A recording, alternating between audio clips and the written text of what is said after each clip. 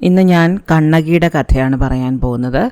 സംഘകാല മഹാകാവ്യങ്ങളിൽ പ്രമുഖവും ഇളങ്കോ അടികൾ രചിച്ചതുമായ ചിലപ്പതികാരത്തിലെ നായികാ കഥാപാത്രമാണ് കണ്ണകി.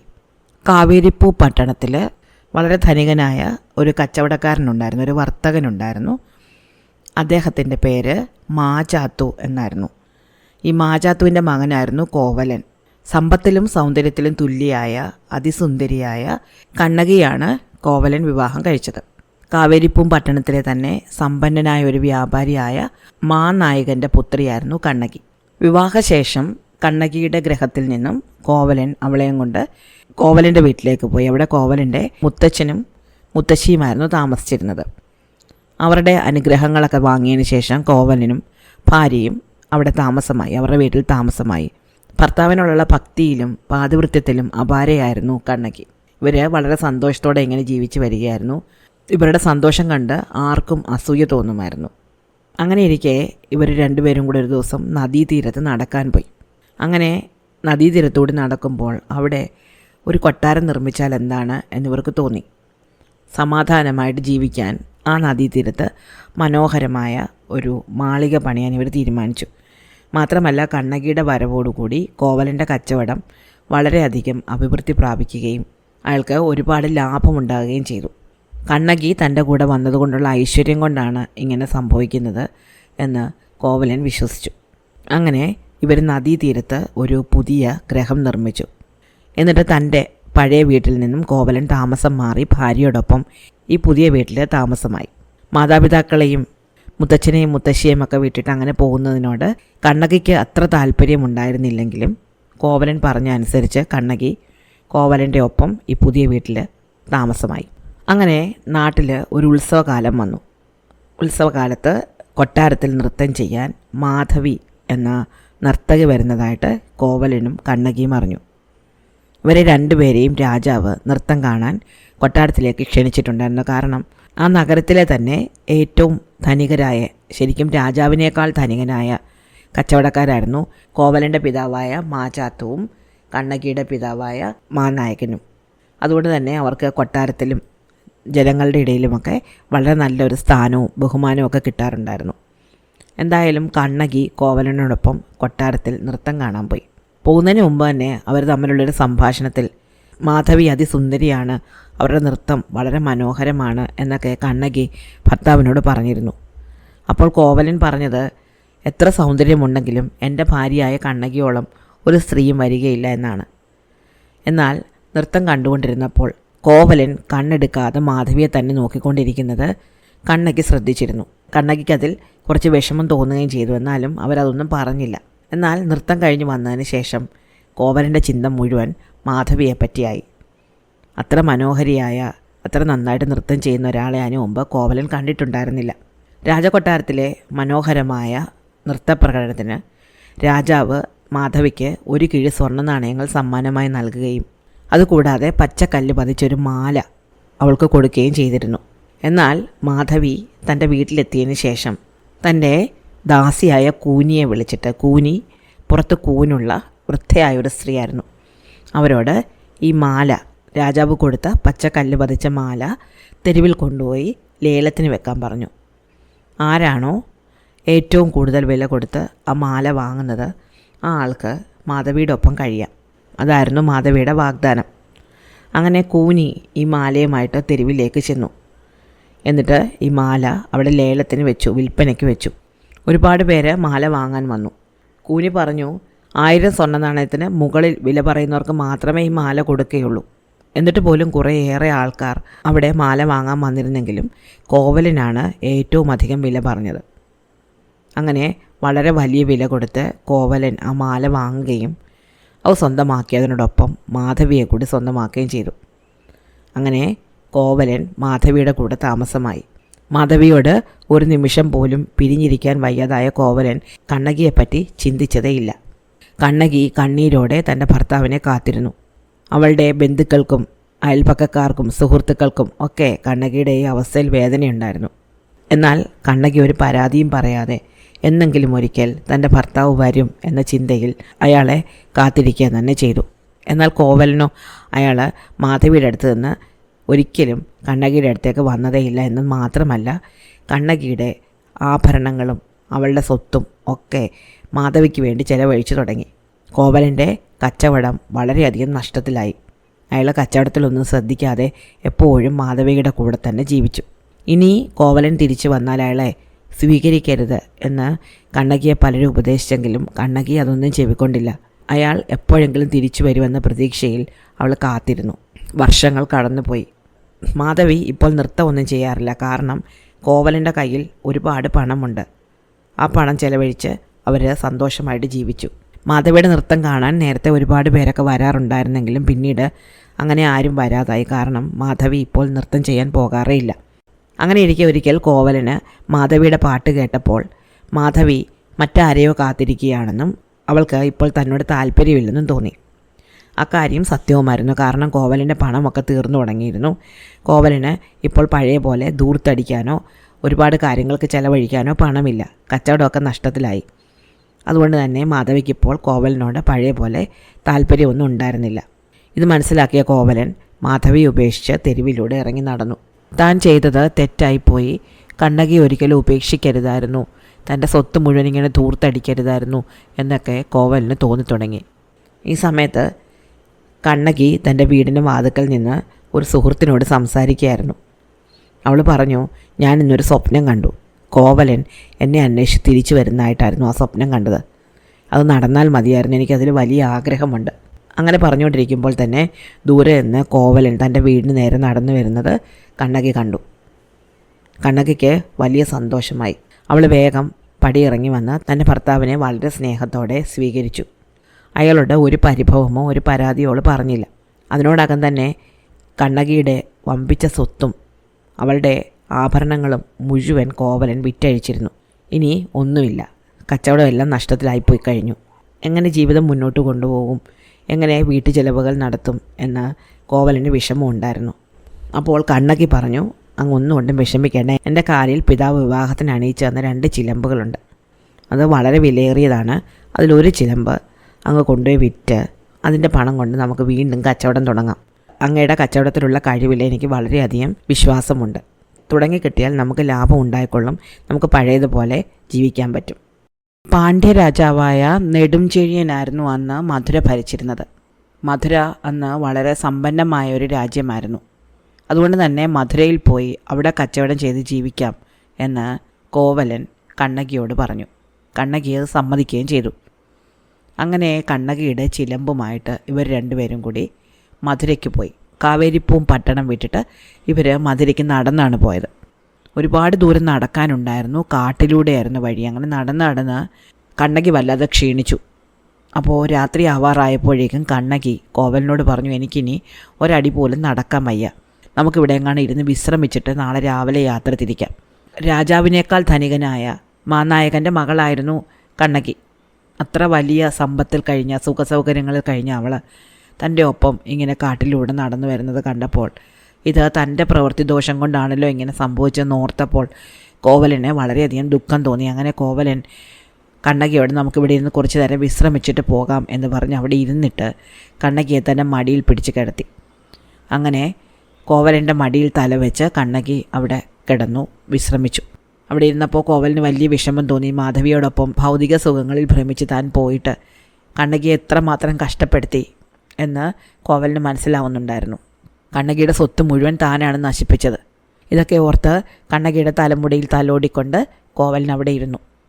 കണ്ണകിയാണെങ്കിൽ കോവലിൻ്റെ മടിയിൽ കിടന്ന് ഉറങ്ങുമ്പോൾ ഒരു ദുസ്വപ്നം കാണുകയും ചെയ്തു. അങ്ങനെ ഞെട്ടി ഉണർന്ന് കണ്ണകി കോവലിനോട് എനിക്ക് വല്ലാതെ പേടിയാകുന്നു എന്ന് പറഞ്ഞു. അപ്പോൾ കോവലൻ പറഞ്ഞു, നീ ഒന്നും പേടിക്കേണ്ട. നാം ഇപ്പോൾ മധുരയിൽ എത്താറായി. മധുരയിലെത്തി നമുക്ക് കച്ചവടം തുടങ്ങാം. നീ എൻ്റെ കൂടെ ഉണ്ടെങ്കിൽ എനിക്ക് ഒരു ദൗർഭാഗ്യവും നേരിടുകയില്ല. നാം കച്ചവടത്തിൽ വിജയിക്കുകയും നാം പഴയതുപോലെ ജീവിക്കാൻ ആരംഭിക്കുകയും ചെയ്യും. ആ രാത്രി അങ്ങനെ കടന്നുപോയി. പിറ്റേന്ന് നേരം വെളുത്തു. നല്ല വെളിച്ചമായപ്പോഴേക്കും അവളെ വിളിച്ചുകൊണ്ട് അദ്ദേഹം മധുരയിലേക്ക് പോയി. മധുര പട്ടണത്തിലേക്ക് പോയി. അവിടെ ചെന്നപ്പോൾ അത് വലിയ പട്ടണമാണ്. നല്ല തിരക്കുണ്ട്. ജനങ്ങൾ തെരുവിലൂടെ തിക്കി നടക്കുന്നുണ്ട്. ഒരുപാട് കച്ചവട സ്ഥാപനങ്ങളുണ്ട്. അപ്പോൾ കണ്ണകിയെയും കൊണ്ട് കടകളിൽ കയറി ഇറങ്ങി ഈ ചിലമ്പ് വിൽക്കുന്നതിനോട് കോവലിന് ഒരു വിഷമം തോന്നി. കണ്ണകി എവിടെയെങ്കിലും ഇരുത്തിയിട്ട് താൻ അലഞ്ഞു നടന്നാൽ മതിയല്ലോ, കണ്ണകിയെ ഈ തെരുവിലൂടെ ഇങ്ങനെ നടത്തണ്ടല്ലോ എന്ന് അയാൾ വിചാരിച്ചു. അങ്ങനെ എവിടെയാണ് ഒന്ന് തങ്ങാൻ പറ്റുക എന്ന് നോക്കി നടക്കുമ്പോൾ വളരെ പ്രായം ചെന്ന ഒരു ഭാര്യ ഭർത്താക്കന്മാരെ കണ്ടു. അവരെ കണ്ടപ്പോൾ അവർ മര്യാദക്കാരാണ്, നല്ലവരാണ് എന്ന് കോവലന് തോന്നി. അങ്ങനെ അവരോട് ചെന്ന് അദ്ദേഹം പരിചയപ്പെട്ടു. അപ്പോൾ മാതലൻ എന്ന ഒരാളാണ് അതെന്ന് മനസ്സിലായി. മാതലനും മാതലൻ്റെ ഭാര്യയും അവരുടെ വീട്ടിൽ ഒറ്റയ്ക്കായിരുന്നു താമസം. അപ്പോൾ കോവലൻ അവരോട് തങ്ങൾ കാവേരി പൂപ്പണ്ടടത്തിൽ നിന്ന് വരികയാണെന്നും ഇവിടെ കച്ചവടം ചെയ്യാൻ ഉറപ്പിച്ച് വന്നതാണ്, തൻ്റെ ഭാര്യയെ താൻ ചിലമ്പ് വിറ്റ് വരുന്നത് വരെ താമസിപ്പിക്കണമെന്നും അപേക്ഷിച്ചു. മാതലൻ ഇതിന് സമ്മതിക്കുകയും അങ്ങനെ കോവലനും കണ്ണകിയും കൂടി മാതലൻ്റെയും ഭാര്യയുടെയും ഒപ്പം അവരുടെ വീട്ടിലേക്ക് പോവുകയും ചെയ്തു. അങ്ങനെ മാതലനും ഭാര്യയ്ക്കുമൊപ്പം അവരുടെ വീട്ടിലേക്ക് കണ്ണകിയോടൊപ്പം പോയ കോവലൻ അവിടെ കുറച്ച് നേരം ഇരുന്ന് വിശ്രമിക്കുകയും പിന്നീട് അവരോട് തൻ്റെയും ഭാര്യയുടെയും കഥകളൊക്കെ പറയുകയും ചെയ്തു. തങ്ങൾ കച്ചവടമൊക്കെ നശിച്ച് വീണ്ടും ഒരു പുതിയ ജീവിതം തുടങ്ങാനാണ് മധുരയിൽ വന്നിരിക്കുന്നത്. മധുരയിലെ ജീവിതത്തിനെ പറ്റി തങ്ങൾക്ക് വളരെയധികം പ്രതീക്ഷകളുണ്ട് എന്നൊക്കെ പറഞ്ഞ കോവലൻ കണ്ണകിയെ അവിടെ ഏൽപ്പിച്ചിട്ട് ഈ ചിലമ്പ് വിൽക്കാൻ വേണ്ടി ഇറങ്ങി. അപ്പോഴും കണ്ണകിക്ക് പേടിയുണ്ടായിരുന്നു. ഒന്നാമത് അപരിചിതമായ സ്ഥലമാണ്, അപരിചിതമായ വീടാണ്, ആൾക്കാരെ ആരെയും അറിഞ്ഞുകൂടാ. കോവലൻ ഇവിടെ തന്നെ തനിച്ച് നിർത്തിയിട്ട് പോകുമ്പോൾ സ്വാഭാവികമായിട്ടും പേടിയുണ്ടാവുമല്ലോ. അപ്പോൾ കോവലൻ പറഞ്ഞു, നീ ഒന്നും പേടിക്കേണ്ട, ഇവരെ രണ്ടുപേരെയും കണ്ടാൽ ഇവർ നല്ല മനുഷ്യരാണെന്ന് മനസ്സിലാവും. നീ ഇവരുടെ കൂടെ കുറച്ച് നേരം നിന്നാൽ മതി, നേരം വൈകുന്നതിനകം ഞാൻ ഈ ചിലമ്പ് വിറ്റിട്ട് തിരിച്ചു വരാം.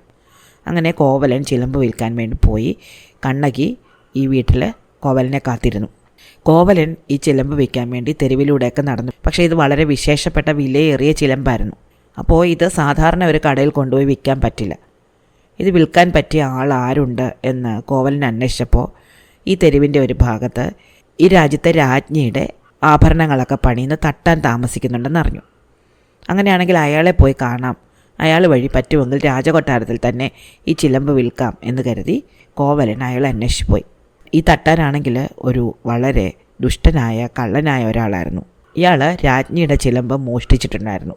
ഇയാളാണ് മോഷ്ടിച്ചത് എന്നറിയാതെ രാജ്ഞിയുടെ ചിലമ്പ് നഷ്ടപ്പെട്ടു എന്ന തരത്തിൽ പ്രചാരണം ഉണ്ടാവുകയും അങ്ങനെ നാടെങ്ങും രാജ്ഞിയുടെ ചിലമ്പിനായിട്ട് അന്വേഷണം നടക്കുകയും ചെയ്യുന്നുണ്ടായിരുന്നു. കോവലൻ ഇതൊന്നും അറിഞ്ഞിരുന്നില്ല. കോവലൻ തൻ്റെ കയ്യിലുള്ള ചിലമ്പുമായിട്ട് ഈ തട്ടാനെ തേടി ചെന്നു.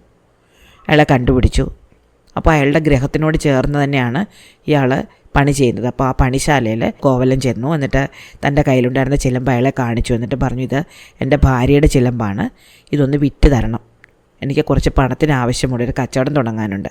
അപ്പോൾ ഈ തട്ടാൻ ഈ ചിലമ്പ് വാങ്ങി സൂക്ഷ്മമായിട്ട് പരിശോധിച്ചപ്പോഴേ അയാൾക്ക് മനസ്സിലായി ഇത് രാജ്ഞിയുടെ ചിലമ്പ് പോലെ തന്നെയുള്ള ചിലമ്പാണ്, അത് വളരെ വിശേഷപ്പെട്ടതുമാണ്. അപ്പോൾ അയാൾ വിചാരിച്ചു, എന്തായാലും തൻ്റെ ഭാര്യയ്ക്ക് തൻ്റെ രാജ്ഞിയുടെ ചിലമ്പ് മോഷ്ടിച്ചു കൊണ്ട് കൊടുത്തു കഴിഞ്ഞു. അപ്പോൾ ഈ ചിലമ്പ് ഇയാൾക്ക് എവിടെ നിന്ന് കിട്ടിയെന്ന് അറിഞ്ഞുകൂടെ. ഇയാളെ രാജാവിന് കാണിച്ചു കൊടുക്കുകയാണെങ്കിൽ തൻ്റെ നേരെ അന്വേഷണം ഉണ്ടാകുകയില്ല, താൻ രക്ഷപ്പെടും. അതുകൊണ്ട് ഇയാൾ കോവലനോട് പറഞ്ഞു, ഇത് വളരെ വിലയേറിയതാണ്, ഇതിന് തരാനുള്ള മുഴുവൻ പണവും എൻ്റെ കയ്യിലില്ല, അതുകൊണ്ട് നിങ്ങൾ കുറച്ച് നേരം ഇവിടെ നിന്ന് കാത്തിരിക്കുകയാണെങ്കിൽ ഞാൻ ഈ ചിലമ്പ് കൊണ്ട് പോയിട്ട് വിറ്റ് പണവുമായിട്ട് വരാം. കോവലൻ സമ്മതിച്ചു. തട്ടാൻ്റെ വീടാണ്, പണിശാലയാണ്, അവിടെ ഇരിക്കുന്നതുകൊണ്ട് കുഴപ്പമില്ലല്ലോ. അങ്ങനെ കോവലൻ ആ പണിശാലയിൽ തട്ടാനെ കാത്തിരിക്കുകയും തട്ടാൻ ഈ ചിലമ്പ് കൊണ്ട് പോവുകയും ചെയ്തു. ഇയാൾ നേരെ രാജകൊട്ടാരത്തിലേക്കാണ് പോയത്. അവിടെ ചെന്ന് രാജാവിൻ്റെ മുൻപിൽ ഈ ചിലമ്പ് കാഴ്ച വെച്ചിട്ട് രാജ്ഞിയുടെ കളവ് പോയ ചിലമ്പ് തനിക്ക് കിട്ടിയെന്നും ഇത് വിൽക്കാനായിട്ട് ഒരാൾ തൻ്റെ വീട്ടിൽ തന്നെയാണ് വന്നത്, അയാൾ താൻ വീട്ടിലിരുത്തിയിട്ടുണ്ട് എന്ന് പറയുകയും ചെയ്തു. രാജാവിന് വളരെ ദേഷ്യം വന്നു. മധുര പോലെ ഒരു രാജ്യത്ത് മോഷണം അദ്ദേഹം വെച്ച് പൊറുപ്പിക്കുകയില്ല എന്ന് കരുതിയിരിക്കുകയായിരുന്നു. അപ്പോഴാണ് കള്ളനെ കിട്ടിയെന്നറിയുന്നത്. ദേഷ്യം വന്ന രാജാവ് മറ്റൊന്നും ആലോചിക്കാതെ ഭടന്മാരോട് ഇനി ഒന്നും ചിന്തിക്കേണ്ട, ഉടൻ തന്നെ ചെന്ന് ഈ കള്ളനെ പിടിച്ച് ശിരസ് ഛേദിച്ച് കൊന്നു കളയാൻ പറഞ്ഞു. അത് കേട്ടപാടെ ഭടന്മാർ ഈ തട്ടാനോടൊപ്പം തട്ടാൻ്റെ വീട്ടിലേക്ക് ചെല്ലുകയും പണിശാലയിൽ കാത്തിരുന്ന കോവലിനെ പിടിച്ച് തെരുവിലേക്ക് കൊണ്ടുവന്നു. തെരുവിലെ ആൾക്കാരെയൊക്കെ പരസ്യമായിട്ട് ശിക്ഷിക്കുന്ന ഒരു തറയുണ്ടായിരുന്നു, ഉയർന്ന ഒരു തറ. അതിന് മേലെ കയറ്റി നിർത്തി കോവലൻ്റെ തലയെറിഞ്ഞ് അപ്പോൾ തന്നെ കൊല്ലുകയും ചെയ്തു. കോവലൻ ഞാനൊന്നും ചെയ്തിട്ടില്ല, ഞാൻ തെറ്റുകാരനല്ല എന്ന് പറഞ്ഞതൊന്നും ചെവിക്കൊള്ളാൻ ആരും ഉണ്ടായിരുന്നില്ല. കോവലനെ ഇങ്ങനെ തല വെട്ടി കൊല്ലുന്നത് കണ്ടുകൊണ്ട് ചുറ്റുപാടും ഒരുപാട് ജനങ്ങളുണ്ടായിരുന്നു. അവരിൽ കുറച്ച് പേര് കോവലനെ തിരിച്ചറിഞ്ഞു. ഇയാളും ഭാര്യയും കൂടി മാതലൻ്റെ വീട്ടിലേക്ക് പോകുന്നത് അവരിൽ പലരും നേരത്തെ കണ്ടിട്ടുണ്ടായിരുന്നു. അവർ ഓടിച്ചെന്ന് മാതലിനോട് താങ്കളുടെ അതിഥി തെരുവിൽ കൊല്ലപ്പെട്ടിരിക്കുന്നു എന്ന് പറഞ്ഞു. ഇത് കേട്ട കണ്ണകി മോഹാലസ്യപ്പെട്ട് വീണുപോയി. മാതലൻ്റെ ഭാര്യ കണ്ണകിയെ ശുശ്രൂഷിക്കുകയും കണ്ണകി കണ്ണു തുറന്ന ഉടനെ അവിടെ നിന്ന് എഴുന്നേറ്റ് തെരുവിലേക്ക് ഓടിപ്പോവുകയും ചെയ്തു. അവിടെ ചെന്നപ്പോൾ ശിരസറ്റ് തൻ്റെ ഭർത്താവിൻ്റെ ശവശരീരം നിലത്ത് കിടക്കുന്നത് കണ്ണകി കണ്ടു. കണ്ണകി നിലത്തിരുന്ന് ആ ശിരസ്സെടുത്ത് കഴുത്തോട് ചേർത്ത് വെച്ചപ്പോൾ പെട്ടെന്ന് ആ കഴുത്ത് ഒന്നിച്ച് ചേരുകയും കോവലൻ കണ്ണ് തുറക്കുകയും ചെയ്തു. എന്നിട്ട് കോവലൻ കണ്ണകിയെ നോക്കിയിട്ട്, നീ വിഷമിക്കേണ്ട, നീ താമസിക്കാതെ തന്നെ എന്നോട് ചേരും എന്ന് പറഞ്ഞിട്ട് മരണമടഞ്ഞു. അവിടെ ഇരുന്ന് കണ്ണകി ഉറക്കെ അലമുറയിട്ടു. ചുറ്റുമുണ്ടായിരുന്ന ജനങ്ങളോട് എങ്ങനെയാണ് തൻ്റെ ഭർത്താവ് കൊല്ലപ്പെട്ടത് എന്ന് ചോദിച്ചു. അപ്പോഴാണ് രാജ്ഞിയുടെ ചിലമ്പ് മോഷ്ടിച്ച കുറ്റത്തിനാണ് കോവലനെ കൊന്നത് എന്ന് കണ്ണകി അറിയുന്നത്. കണ്ണകി പെട്ടെന്ന് അവിടെ നിന്ന് എഴുന്നേറ്റു. കണ്ണകിയുടെ മുടി അഴിഞ്ഞു കിടക്കുകയായിരുന്നു. കണ്ണുകൾ ചുവന്നു. കോപത്തോടെ കണ്ണകി രാജകൊട്ടാരത്തിലേക്ക് നടന്നു. അവളുടെ തീക്ഷ്ണമായ നോട്ടത്തെ എതിരിടാൻ രാജഭടന്മാർക്ക് പോലും പറ്റിയില്ല. കാവലിൽ നിന്നവർ അറിയാതെ വഴി മാറിപ്പോയി. കണ്ണകിക്കൊപ്പം ഈ കാഴ്ച കണ്ടുകൊണ്ട് നിന്ന ജനങ്ങളും രാജസഭയിലേക്ക് ചെന്നു. കണ്ണകിയുടെ പിന്നാലെ അവരെല്ലാവരും കൂടെ ചെന്നു. കണ്ണകി രാജസഭയിൽ ചെന്ന് രാജാവിനോട് ചോദിച്ചു, ഇതെന്ത് അനീതിയാണ്? മധുര രാജ്യത്തേക്ക് അഭയം തേടി വന്ന ഞങ്ങളെ ഇങ്ങനെ കൊല്ലുന്നത് നീതിയാണോ, ധർമ്മമാണോ? ഒരു വിചാരണയുമില്ലാതെ ഒരാളെ കൊല്ലാൻ നിങ്ങൾക്ക് എങ്ങനെ മനസ്സ് വന്നു? രാജാവ് ചോദിച്ചു, നീ ആരാണ്? എവിടെ നിന്നാണ് വരുന്നത്? എന്താണ് കാര്യം? അപ്പോൾ കണ്ണകി പറഞ്ഞു, എൻ്റെ ഭർത്താവിനെ ചിലമ്പ് മോഷ്ടിച്ചു എന്ന കുറ്റത്തിന് ഇന്ന് നഗരത്തിൽ വെച്ച് തലവെട്ടിക്കൊന്നു. എന്ത് തെളിവുണ്ടായിട്ടാണ്, എന്ത് വിചാരണയ്ക്ക് ശേഷമാണ് നിങ്ങൾ ആ കൃത്യം ചെയ്തത്? അപ്പോൾ രാജാവ് ചോദിച്ചു, നീ ആ കള്ളൻ്റെ ഭാര്യയാണോ? ദാ നോക്ക്, ഇതാണ് തെളിവ്. എൻ്റെ ഭാര്യയുടെ കളഞ്ഞു പോയ ചിലമ്പ് അയാളുടെ കയ്യിൽ നിന്ന് ഞങ്ങൾക്ക് തിരിച്ചു കിട്ടി. അപ്പോൾ കണ്ണകി ചോദിച്ചു, ഈ കയ്യിലിരിക്കുന്നത് നിങ്ങളുടെ കളഞ്ഞു പോയ ചിലമ്പ് തന്നെയാണ് എന്ന് നിങ്ങൾക്ക് ഉറപ്പുണ്ടോ? അപ്പോൾ രാജാവ് പറഞ്ഞു, ഉറപ്പുണ്ട്, ഇത് കണ്ടാൽ ഇതുപോലെ ഇരിക്കും. കണ്ണകി പറഞ്ഞു, കണ്ടാൽ അതുപോലെ ഇരിക്കും എന്നതുകൊണ്ട് നിങ്ങൾ ഉദ്ദേശിക്കുന്ന ചിലമ്പ് തന്നെയാണ് അത് എന്ന് പറയാൻ പറ്റില്ല. എന്നിട്ട് കണ്ണകി രാജ്ഞിയോട് ചോദിച്ചു, നിങ്ങളുടെ ചിലമ്പിനകത്ത് എന്തായിരുന്നു നിറച്ചിരുന്നത്? രാജ്ഞി പറഞ്ഞു, എൻ്റെ ചിലമ്പിനുള്ളിൽ മുത്തുകളായിരുന്നു നിറച്ചിരുന്നത്. അപ്പോൾ കണ്ണകി പറഞ്ഞു, എൻ്റെ ചിലമ്പിൽ മുത്തുകളായിരുന്നില്ല. നോക്കൂ, നിങ്ങളുടെ കയ്യിൽ എൻ്റെ ഭർത്താവിൻ്റെ കയ്യിൽ നിന്ന് പിടിച്ചെടുത്ത ചിലമ്പുണ്ടല്ലോ, അത് തുറന്നു നോക്കൂ, അതിൽ മുത്തുകളാണോ എന്ന് നോക്കൂ. രാജ്ഞി ഉടൻ തന്നെ ആ ചിലമ്പ് തുറന്നു നോക്കി. അപ്പോൾ രാജ്ഞി ഞെട്ടിപ്പോയി. അതിനുള്ളിൽ മുത്തുകളായിരുന്നില്ല, രത്നക്കല്ലുകളായിരുന്നു. ആ ചിലമ്പിൻ്റെ ബാക്കിയായ ഒറ്റ ചിലമ്പ് കണ്ണകിയുടെ കയ്യിലുണ്ടായിരുന്നു. കണ്ണകി ആ ചിലമ്പ് നിലത്തെറിഞ്ഞുടച്ചു. നോക്കുമ്പോൾ അതിൽ നിന്ന് രത്നക്കല്ലുകൾ ചുറ്റുപാടും ചിതറി. കണ്ണകി പറഞ്ഞു, കണ്ടോ, ഇതിൻ്റെ ജോഡിയായ ചിലമ്പാണ് എൻ്റെ ഭർത്താവ് വിൽക്കാൻ കൊണ്ടുവന്നത്. എൻ്റെ ചിലമ്പായിരുന്നു. നിങ്ങൾ അപരാധം ചെയ്തു, നിങ്ങൾ അധർമ്മം പ്രവർത്തിച്ചു. രാജാവ് ഞെട്ടിപ്പോയി. തൻ്റെ രാജ്യത്ത് ഇങ്ങനെയൊരു അധർമ്മം, ഒരു നിരപരാധിയായ നിഷ്കളങ്കനായ മനുഷ്യനെ കൊല്ലുക എന്ന അപരാധം നടന്നിരിക്കുന്നു. അദ്ദേഹത്തിനത് വിശ്വസിക്കാൻ പോലും പറ്റിയില്ല. തൻ്റെ കയ്യിൽ നിന്ന് ഇങ്ങനൊരു അപരാധം പറ്റി. താൻ ശരിയേതാണ് തെറ്റേതാണ് എന്ന് ചിന്തിക്കാതെ അയാളെ കൊല്ലാൻ ഉത്തരവിട്ടു. രാജാവ് പെട്ടെന്ന് നിലത്ത് മൂർച്ഛിച്ച് വീഴുകയും ഹൃദയം പൊട്ടി മരിക്കുകയും ചെയ്തു. ഇത് കണ്ടുകൊണ്ട് അവിടെ ഇരുന്നിരുന്ന രാജ്ഞിയും സങ്കടം സഹിക്കാൻ വയ്യാതെ നിലത്ത് വീണ് മരിച്ചു. പക്ഷേ കണ്ണകിയുടെ കലി അടങ്ങിയില്ല. കണ്ണകി തൻ്റെ തീക്ഷ്ണമായ നോട്ടം കൊണ്ട് രാജസഭയിൽ ഉണ്ടായിരുന്നവരെ എല്ലാവരെയും നോക്കി. എന്നിട്ട് തൻ്റെ ഒരു മുല പറിച്ച് നിലത്തേക്കെറിഞ്ഞ് നഗരം മുഴുവൻ വെന്ത് വെണ്ണീറാവട്ടെ എന്ന് ശപിച്ചു.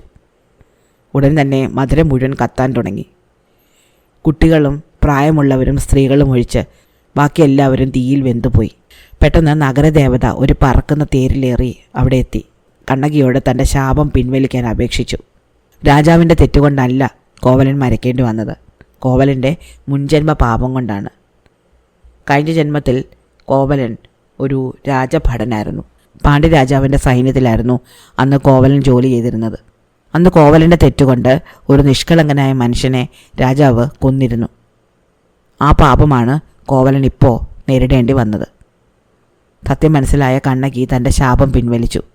മധുര പിന്നീട് പൂർവാധികം ഭംഗിയായി പുനർനിർമ്മിക്കപ്പെട്ടു. കണ്ണകിയാണെങ്കിൽ മധുര നഗരിയിൽ നിന്ന് ഒരു ലക്ഷ്യവുമില്ലാതെ പുറത്തേക്ക് നടന്ന് അവസാനം ചേര രാജ്യത്തെത്തി തളർന്നു വീണ് മരിച്ചു. ഇന്ദ്രദൂതന്മാർ ദിവ്യരഥത്തിലേറി കണ്ണകിയെ കൊണ്ടുപോകുന്നത് കണ്ട മലവേടന്മാരിൽ നിന്നും അവളുടെ കഥയറിഞ്ഞ ചേര രാജാവായ ചെങ്കുട്ടവൻ സ്ത്രീത്വത്തിൻ്റെ ഉജ്ജ്വല പ്രതീകമായ കണ്ണകിയെ പത്തിക്കടവുളി എന്ന സ്ഥാനത്തേക്ക് ഉയർത്തി തൻ്റെ തലസ്ഥാനമായ തിരുവഞ്ചിക്കുളത്ത് പ്രതിഷ്ഠിച്ചു. ചിലപ്പതികാരത്തിൻ്റെ കർത്താവായ ഇളങ്കോ അടികളും അന്ന് ആ പ്രതിഷ്ഠാ സമയത്ത് സന്നിഹിതനായിരുന്നു എന്നാണ് പറയപ്പെടുന്നത്. പ്രതിഷ്ഠയ്ക്കെത്തിയ എല്ലാ നാടുവാഴികളും രാജാക്കന്മാരും ചക്രവർത്തിമാരും തങ്ങളുടെ നാടുകളിൽ ചെന്ന് പാദവൃത്യത്തിൻ്റെ ഈ ദേവിക്ക് ആരാധനാലയങ്ങൾ തീർത്തു. ഇതനുസരിച്ച് ചോള രാജധാനിയായ ഉറയൂരിലും സിംഹളദ്വീപിൽ പോലും കണ്ണകിക്ക് ക്ഷേത്രങ്ങൾ നിർമ്മിക്കപ്പെട്ടു. അപ്പോൾ ഇതാണ് കണ്ണകിയുടെ കഥ. ഇഷ്ടമായോ? അടുത്ത കഥ അടുത്ത ദിവസം.